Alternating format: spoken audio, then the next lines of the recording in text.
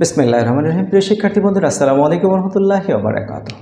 English advice পরিবারের পক্ষ থেকে আরেকটি বিশেষ ক্লাসে সবাইকে স্বাগত। শিক্ষার্থী বন্ধুরা, আজকে আমরা পরীক্ষার প্রস্তুতি নিয়ে কথা বলবো। আমরা ঠিক পরীক্ষায় কি কি কাজগুলো করব, যেগুলোকে আমরা বলি ডুজ অ্যান্ড ডোন্টস, এবং এক্সাম সেন্টারে আমরা কোন কোন স্ট্র্যাটেজি ফলো করব, because exam strategy helps us to win the battle. বলা হয় 50% সফলতা নির্ভর করে শুধু এক্সাম স্ট্র্যাটেজির উপর। এক্সাম স্ট্র্যাটেজি বলতে কী বোঝায়, অর্থাৎ পরীক্ষার ক্ষেত্রে আমরা কী কী কৌশল অবলম্বন করব, যে কৌশলগুলোকে আমরা দুই ভাগে ভাগ করতে পারি, পরীক্ষার কেন্দ্রে যাওয়ার আগে এবং পরীক্ষা কেন্দ্রে যাওয়ার পরে। সো কেন্দ্রে যাওয়ার আগে আমরা কি করব, আগে যেই কাজটি আমরা করব এখন, সেটি হচ্ছে পরীক্ষার সময় তারিখ এগুলোকে খেয়াল রাখবো। পরীক্ষার সময়টা হচ্ছে 30 নভেম্বর 2023 এবং পরীক্ষা শুরু হবে 12টা 30 মিনিটে। যেহেতু 12টা 30 মিনিটে পরীক্ষা শুরু হবে, আমরা তার ঠিক 1 ঘন্টা আগে অন্তত পরীক্ষার কেন্দ্রে গিয়ে পৌঁছানোর চেষ্টা করব। এবং সেই ক্ষেত্রে আমাদের পরীক্ষার আমি কোন রুমে বসেছি, সে কক্ষ নাম্বার, আসন এবং সেখানকার আসন বিন্যাসটি দ্রুত খুঁজে বের করে যথাসময়ে যেন আমরা পরীক্ষার কেন্দ্রে প্রবেশ করতে পারি, সেটি মাথায় রাখব।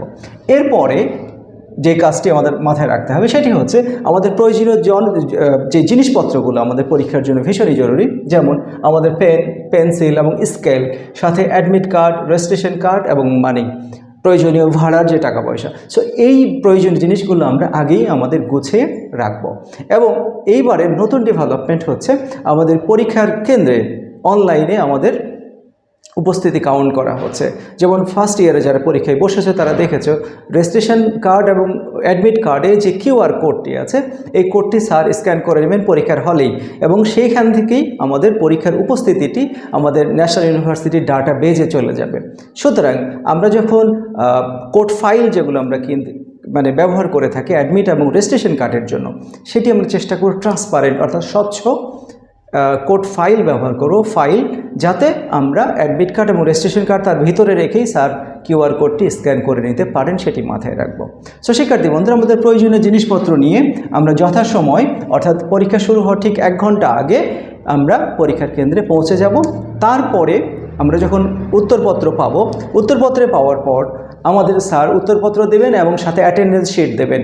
সো উত্তরপত্রের প্রথমে যে টপ শিটটা আছে, প্রথমেই সেখানে উপরে থাকবে ইওর নেম, অর্থাৎ নামটি লিখতে হবে ব্লক লেটারে। ব্লক লেটার বলতে যেটি মূলত বোঝায়, সবগুলো ক্যাপিটাল লেটার হবে, যেটি আমরা অনেকে বলি বড় হাতের, আসলে ক্যাপিটাল লেটার, অর্থাৎ SAI প্রত্যেকটাই হবে ক্যাপিটাল। এরপরে থাকবে রেজিস্ট্রেশন নাম্বার, রোল নাম্বার এবং পরীক্ষার যেটা কোড মূলত 221109। সো এই বৃত্তগুলো পূরণ করব। এই বৃত্ত পূরণ করার ক্ষেত্রে আমাদের যে বল পেনটা ইউজ করবো, পুরনো বল পেন একটি সাথে রাখবো, যেন দ্রুত আমরা বৃত্তটি পূরণ করতে পারি। সো যেই বল পেন থেকে আমাদের একটু মোটা কালি ছাড়ে, মূলত ভালো লেখা যায়, নতুন বল পেন দিয়ে আমরা বৃত্ত পূরণ করার চেষ্টা করব না, it will take more time, বেশি সময় লাগবে।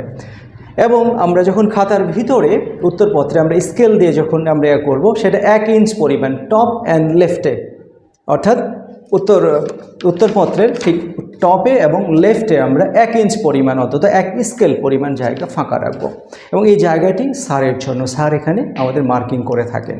সো এভাবে আমরা উত্তরপত্রটি তৈরি করব। এবং উত্তরপত্রের ঠিক যেটা টপ পেজ আছে, সেখানে যেটি থাকে সেটি হচ্ছে পরীক্ষার্থীর নাম। পরীক্ষার নাম আমরা অনেক সময় পরীক্ষার্থীর নাম বসিয়ে দিই। পরীক্ষার নাম হচ্ছে অনার্স 2য় বর্ষ পরীক্ষা এবং সাল হচ্ছে 2022। এরপরে যে বিভাগে তোমরা পড়ো সেই বিভাগের নাম লিখতে হবে, এবং পত্রের শিরোনামটি আমাদের উত্তরপত্রে থাকবে কম্পালসারি ইংলিশ।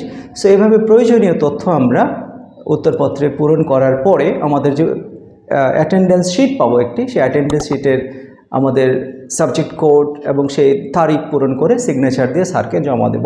এরপরে আমরা পাবো প্রশ্নপত্র যখনই আমরা পাবো, সেখানে আমরা খেয়াল রাখবো 3টি part, reading, writing and grammar. So যখন আমরা রিডিং আনসার করব 20 মার্কসের জন্য, সো 20 মার্কসের জন্য রিডিং টেক্স টাইম, মূলত রিডিংয়ে সময় লাগবে আমাদের। এই অংশটি আমরা আগে থেকেই প্রস্তুতি নিয়ে যেতে পারবো না। আমরা এটি বলতে পারবো না যে রিডিংয়ে আমরা যেগুলো আলোচনা করছি সেটি কমন আসবে, বাট যেটি কমন আসবে সেটি হচ্ছে এখান থেকে আমরা জানি যে কীভাবে আনসার করতে হয়। সো এখানে এক নাম্বার প্রশ্নের যেটি এ নাম্বার প্রশ্নটি আমরা পাবো, সেটার আনসারিং কোশ্চেন, এটি উত্তর দেওয়ার ক্ষেত্রে আমরা খেয়াল করব টেক্সট থেকে ইনফরমেশন নেওয়া, কিন্তু প্রশ্নটি তার সাথে যুক্ত করে দিতে হবে। হোয়াই আর ইউ লেট, উত্তরে লিখতে হবে I am late because I missed my bus. So I am late কথাটি প্রশ্নেই ছিল, why are you late. So এই প্রশ্ন থেকে শিক্ষার্থী বন্ধুরা আমরা উত্তরটি লেখার চেষ্টা করব। এবং A B C D A নাম্বারের যে প্রশ্নগুলো সেগুলো অবশ্যই আমরা ধারাবাহিকতা রক্ষা করে লিখব। আমরা কখনো এ লিখে তারপরে দুইটা প্রশ্নের পরে বি লিখব, এটি যেন কখনো না হয়। সো 1 নম্বরের এ বি সি, বি নাম্বারে শিক্ষার্থী বন্ধুরা থাকবে মূলত main idea and supporting idea. So main idea and supporting idea কোথায় পাবো আমরা? আমাদের প্রতিটি প্যাসেজের প্রথমেই ইনিশিয়াল সেন্টেন্সে থাকবে মেইন আইডিয়া, এবং সেগুলোকে ডিফেন্ড করার জন্য টেক্সটের ভিতরে আমরা পাবো সাপোর্টিং আইডিয়া। সেগুলো আমরা আমাদের রিডিং ক্লাসে আলোচনা করেছি, আশা করি তোমরা সেগুলো দেখে নিয়েছো। এরপরে থাকবে আমাদের মিনিং, সি নাম্বারে থাকবে ওয়ার্ড মিনিং। প্রতিটি শব্দ লেখার পরে শব্দ থাকবে, সেই শব্দের সমর্থক বা কাছাকাছি কিছু মিনিং বের করতে হবে।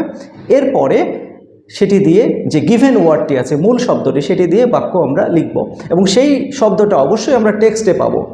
এরপরে আছে আমাদের সামারি, ডি নাম্বারে এসে থাকবে সামারি। শিক্ষার্থী বন্ধুরা, সামারি লেখার ক্ষেত্রে আমরা যদি এভাবে লিখি from the text it can be said that, লেখার পরে প্রথম সেন্টেন্স, টেক্সটের প্রথম সেন্টেন্সটি এবং তার ভিতরে যে মেইন আইডিয়া সাপোর্টিং আইডিয়া আছে সেগুলো 5 থেকে 6টি সেন্টেন্স আমরা বসিয়ে দিই, ইনশাআল্লাহ আমরা সামারিতে ভালো নাম্বার পাবো। সো এই পুরো কর্মযোগ্য সমাধান করতে আমাদের কতক্ষণ সময় লাগতে পারে? সর্বোচ্চ 60 মিনিটস।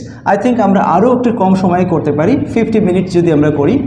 এখানে 20 মার্কসের আনসার করতে আমাদের 40 to 50 মিনিটস লেগে যেতে পারে। সো এই সময়টুকু আমরা এখানে দিয়ে দেব। এরপরে আমাদের ইম্পর্টেন্ট জায়গা হচ্ছে মূলত গ্রামার পার্টটি আমরা অবশ্যই সলভ করব। এই গ্রামারে 9টি আইটেম আছে, আমরা জানি এই 9টি আইটেমে আমরা 45 মার্কস পাবো। এটি উত্তর করার জন্য আমরা সময় কতখানি বরাদ্দ করতে পারি? এর জন্য আমরা বরাদ্দ করতে পারি 50 to 60 মিনিটস, 50 থেকে 60 মিনিটের মধ্যে আমরা চেষ্টা করব এই প্রশ্নগুলোর উত্তর করে দেওয়ার জন্য। আমাদের কি থাকবে? Correction, right form of verbs. প্রতিটি ক্ষেত্রে আমাদের পুরো বাক্য লেখার প্রয়োজন হবে না। আর্টিকেলের ক্ষেত্রে আমরা কি করব? শুধু 6 নম্বরে হচ্ছে এ এন, বি হচ্ছে শুধু উত্তর লেখার চেষ্টা করব শিক্ষার্থী বন্ধুরা, আমরা কখনই পুরো বাক্য লেখার চেষ্টা করব না। সো WS কোশ্চেন পুরো বাক্য লিখতে হবে। সো যেখানে প্রয়োজন সেখানে পুরো আনসারটি করতে হবে, যেখানে শুধু প্রয়োজন যতটুকু প্রয়োজনীয় অংশটুকু আমরা আনসার করে গ্রামার পার্টটি শেষ করব। শিক্ষার্থী বন্ধু, রাইটিংয়ে 35 মার্কস, 35 মার্কসের মধ্যে 4টি important factor: notice, poster, slogan, paragraph, তারপরে অ্যাপ্লিকেশন, লেটার অ্যান্ড এসে। সো এই পুরো 35 মার্কের জন্য আমরা 60 to 70 মিনিটস টু 60 মিনিটস এই টাইমটুকু আমরা বরাদ্দ করতে পারি। সো এই সময়ের মধ্যে ইনশাআল্লাহ আমরা যদি সময় বিভাজন করে নিতে পারি, so reading, writing and grammar এই পার্টের জন্য প্রয়োজনীয় সংখ্যক সময় কতখানি আমার লাগবে, এক একজনের এক এক রকম হতে পারে।